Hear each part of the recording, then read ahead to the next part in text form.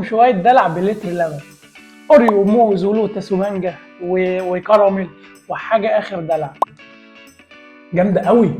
اول حاجه هجيب جلاش وهبدا اقطعه تقطيع عشوائي او قطع صغيره من غير ما بهدل الرول بتاعي عشان اعرف استعمله تاني. اقطعه تقطيعات عشوائيه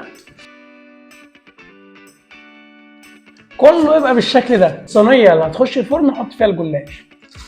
عندك شويه زبده سايحه، شويه سمنه سايحه، حط زيت خفيفه كده من على الوش، ادي تقليبه حلوه وادخلها الفرن تحمر. مع السلامه انت يا غاليه. الله على الحلاوه. نخش على المرحله الثانيه. هنجيب كنافه برضو كده اهو بصوا، وهنحمرها في شويه زبده، مكعب زبده الكنافه على نار هاديه كده. انا عايزها تحمر كده وكده. الكنافه بتاعتنا جاهزه، هنسيبها على جنب ونعمل الرز بلبن. هوريكم اسهل طريقه للرز بلبن. حله ميه على النار، هنحط فيها شويه ميه وهنسلق الرز. اسهل طريقه الرز بلبن الحركه دي. وكده الجلاش بتاعنا تمام. هنعمل مهلبيه اللي هنحط فيها الرز، فيبقى رز بلبن. حله على النار هنغلي فيها شويه لبن، لتر لبن زي الفل، عشان احنا هنعمل كذا طعم. ونسيبه يغلي ونخلي عيننا عليه عشان اللبن حرامي. نحط بقى حوالي 5 معالق سكر، وكده كده السكر حسب الرغبه. كيسين فانيليا. عايزين نعلي التيست بقى، هنحط معلقه كريم شانتيه. السلام يا واد يا حدوته.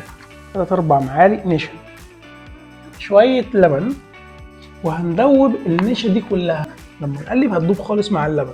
كده الرز بتاعنا اتسلق وبقى زي الفل. دي اسرع طريقه للرز باللبن. اللبن بدا يغلي فهحط عليه بقى ايه اللبن والنشا اللي احنا دوبناه، ودي تقليبه حلو كده على نار هاديه لحد ما يتقل معانا. بدا يتقل وبدا يبقى زي الفل. المهلبيه بتاعتنا خلصت. على الرز بقى ننزل بيه هنا واحده واحده. بسم الله. ايوه، اوعى الحلاوه. في اطباق بلاستيك بقى نبدا نفردها هنا. اول واحده. بصوا يا جماعه بلتر اللبن عملنا قد ايه. دلوقتي هنبدا نشكل طبق الكشري على دماغنا، الحاجه اللي احنا نحبها، بس احنا هنجربها بما ان هو ده الترند دلوقتي.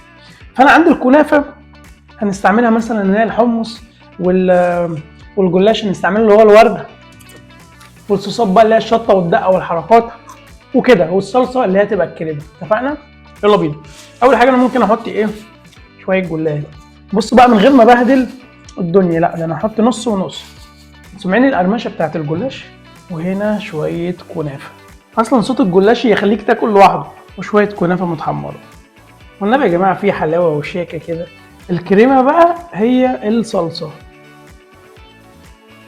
وعلى الوش هنحط اي نوع بسكوت نحبه. عارفني عارف اللي انا من عشاق الكراميل. ثانيه بقى نحط لها بسكوت كده ايه شوكليت، ونغرقها دي بقى شوكولاته. يا لهوي يا حدوته. واحده نحط عليها قطع مانجا. امشي معايا وشوف الحلاوه. ونغرقها لوتس.